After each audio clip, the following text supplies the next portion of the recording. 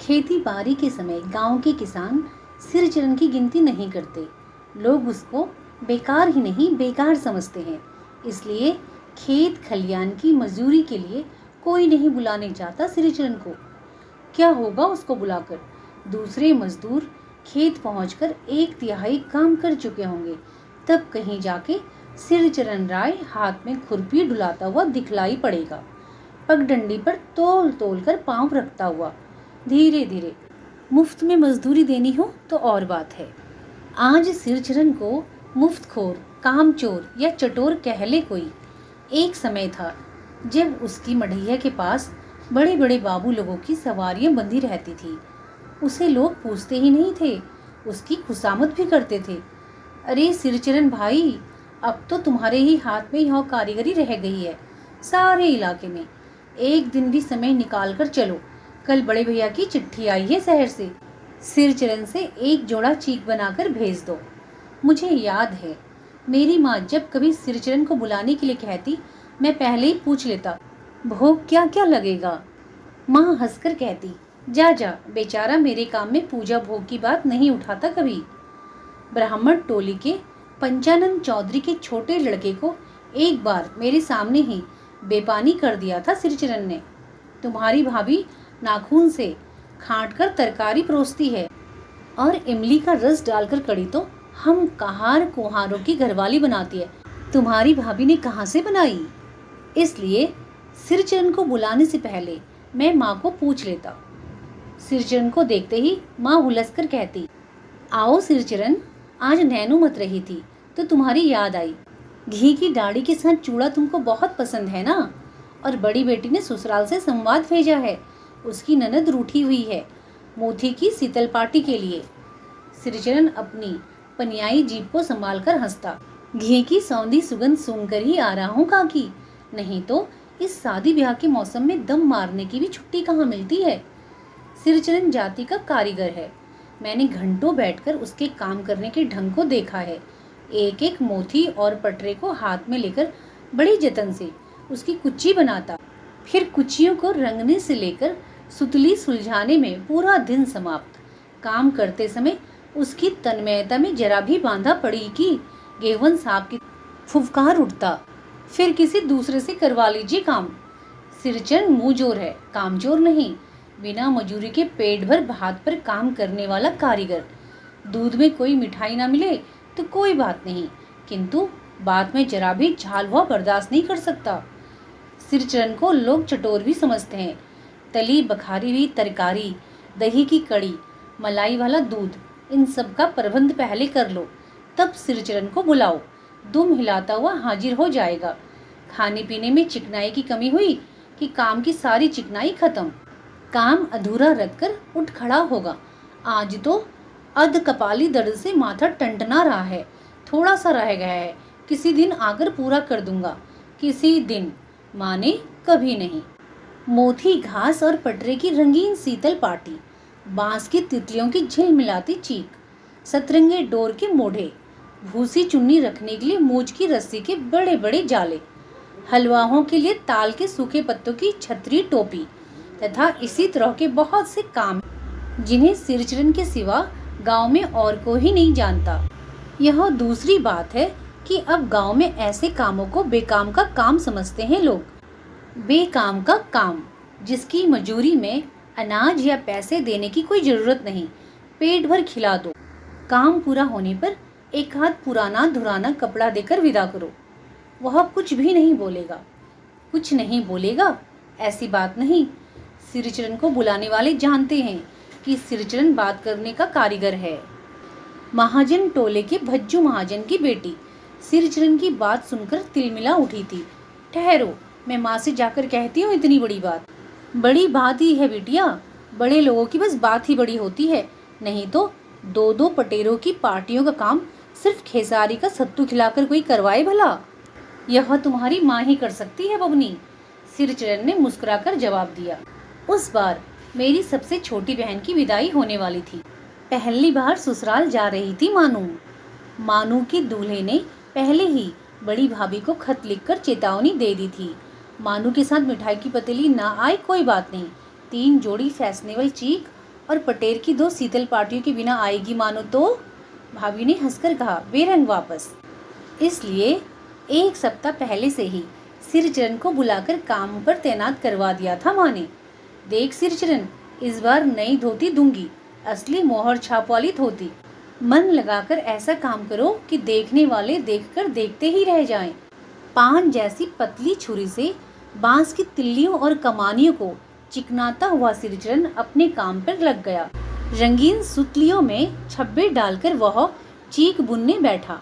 1.5 हाथ की बिनाई देखकर ही लोग समझ गए कि इस बार एकदम नए फैशन की चीज बन रही है, जो पहले कभी नहीं बनी। मझली भाभी से नहीं रहा गया, पर्दे की आड़ से बोली, पहले ऐसा जानती कि मोहर छाप धोती देने से ही अच्छी चीज बनती है तो मैया को खबर भेज देती। काम में व्यस्त सिरचरण के कानों में बात पड़ गई। बोला, मोहर छाप धोती के साथ रेशमी कुर्ता देने पर भी ऐसी चीज नहीं बनती बहुरिया। मानू दीदी काकी की सबसे छोटी बेटी है। मानू दीदी का दूल्हा अफसर आदमी है। मजली भाभी का मुंह लटक गया। मेरी चाची ने फुसफुसाकर कहा, किससे बात करती हो बहू? मोहर छाप धोती नहीं, मूंगिया लड्डू। बेटी की विदाई के समय रोज मिठाई जो खाने को मिलेगी, देखती है ना। दूसरे दिन चीक की पहली पाती में 7 तारे जगमगा उठे, 7 रंग के। सतभैया तारा। सिरचरण जब काम में मग्न रहता है तो उसकी जीभ जरा बाहर निकल आती है होंठ पर। अपने काम में मग्न सिरचरण को खाने पीने की सुध नहीं रहती। चीक में सुतली के फंदे डालकर उसने पास पड़े सूप पर निगाह डाली। चूरा और गुड़ का एक सूखा ढेला। मैंने लक्ष्य किया। सिरचरण की नाक के पास 2 रेखाएं उभर आई। मैं दौड़कर माँ के पास गया।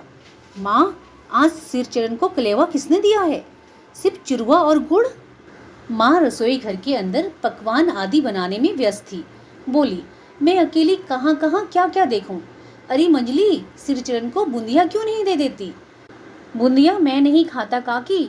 सिरचरण के मुंह में चूरा भरा हुआ था, गुड़ का ढेला सूप में एक किनारे पर पड़ा रहा अछूता।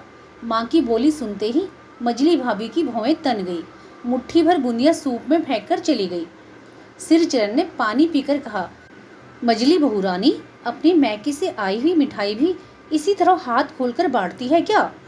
बस। मजली भाभी अपने कमरे में बैठकर रोने लगी।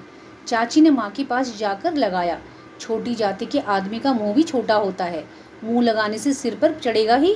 किसी के नैहर ससुराल की बात क्यों करेगा वह? मजली भाभी माँ की दुल्हारी बहू है। माँ तमतमाकर बाहर आई। सिरचरण, तुम काम करने आए हो, अपना काम करो। बहुओं से बदकुट्टी करने की क्या जरूरत? जिस चीज की जरूरत हो मुझसे कहो। सिरचरण का मुंह लाल हो गया। उसने कोई जवाब नहीं दिया। बांस में टगे हुए अधूरे चीक में फंदे डालने लगा। मानू पान सजाकर बाहर बैठक खाने में भेज रही थी। चुपके से पान का एक बीड़ा सिरचरण को देती हुई बोली, इधर उधर देखकर, सिरचरण दादा, कामकाज का घर, 5 तरह के लोग 5 किस्म की बातें करेंगे, तुम किसी की बात पर कान मत दो। सिरचरण ने मुस्कुराकर पान का बीड़ा मुंह में ले लिया। चाची अपने कमरे से निकल रही थी। सिरचरण को पान खाते देखकर अवाक हो गई। सिरचरण ने चाची को अपनी ओर अचरज से घूरते देखकर कहा, छोटी चाची, जरा अपनी डिबिया का गम कौवा जर्दा तो खिलाना। बहुत दिन वे चाची कई कारणों से जली भुनी रहती थी। सिरचरण से गुस्सा उतारने का ऐसा मौका फिर नहीं मिल सकता। झनकती हुई बोली, मस्करी करता है? तुम्हारी बड़ी हुई जीभ में आग लगे, घर में भी पान और गरम कौवा का जर्दा खाते हो, चटोर कहीं के। मेरा कलेजा धड़क उठा। यत्परो नास्ती। बस। सिरचरण की उंगलियों में सुतली के फंदे पड़ गए। मानो कुछ देर तक वह चुपचाप पान को मुंह में घोलता रहा। फिर अचानक उठकर पिछवाड़े में पीक थूक आया। अपनी छुरी, हंसिया वगैरह समेट संभाल कर झोले में रखे। टंगी हुई अधूरी चीक पर एक निगाह डाली और हनहनाता हुआ आंगन से बाहर निकल गया। चाची बड़बड़ाई, अरे बाप रे बाप, इतनी तेजी! कोई मुफ्त में तो काम नहीं करता। 8 रुपए में मोहर छाप वाली धोती आती है। इस मुंह जौसे के ना मुंह में लगाम है ना आंख में सीत। पैसा खर्च करने पर सैकड़ों चीखें मिलेंगी। बातर टोली की औरतें सिर पर गट्ठर लेकर गली गली मारी फिरती हैं। मानू कुछ नहीं बोली, चुपचाप अधूरी चीख को देखती रही। माँ बोली, जाने दे बेटी, जी छोटा मत कर मानू, मेले से खरीद कर भेज दूंगी। मानू को याद आई विवाह में सिरचरण के हाथ की शीतल पाटी दी थी माँ ने। ससुराल वालों ने न जाने कितनी बार खोलकर दिखलाया था पटना और कलकत्ता के मेहमानों को। वह उठकर बड़ी भाभी के कमरे में चली गई। मैं सिरचरण को मनाने गया, देखा एक फटी हुई शीतल पाटी पर लेटकर वह कुछ सोच रहा है। मुझे देखते ही बोला, बबुआ जी अब नहीं, कान पकड़ता हूँ, अब नहीं। मोहर छाप वाली धोती लेकर क्या करूँगा, कौन पहनेगा?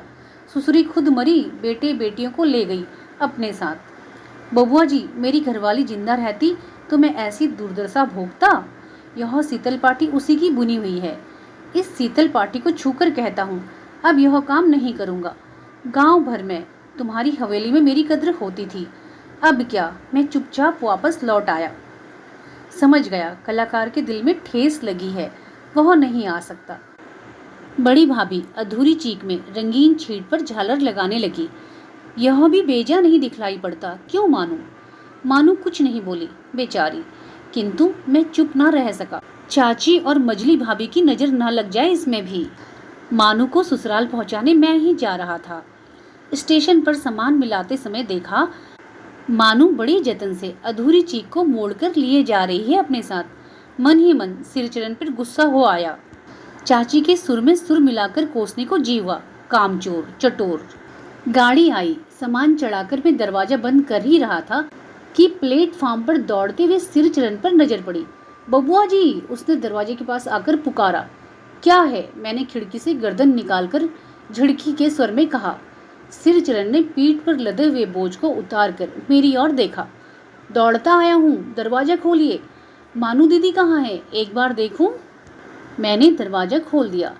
सिरचरण दादा, मानू इतना ही बोल सकी। खिड़की के पास खड़े होकर सिरचरण ने हकलाते हुए कहा, यह मेरी ओर से है, सब चीज है दीदी, शीतल पाटी, चीक और एक जोड़ी आसनी कूस की। गाड़ी चल पड़ी। मानू मोहर छाप वाली धोती का दाम निकाल कर देने लगी। सिरचरण ने जीभ को दांत से काटकर दोनों हाथ जोड़ दिए। मानू फुट फुट कर रो रही थी। मैं बंडल को खोलकर देखने लगा। ऐसी कारीगरी, ऐसी बारीकी, रंगीन सुतलियों के फंदों का ऐसा काम पहली बार देख रहा था।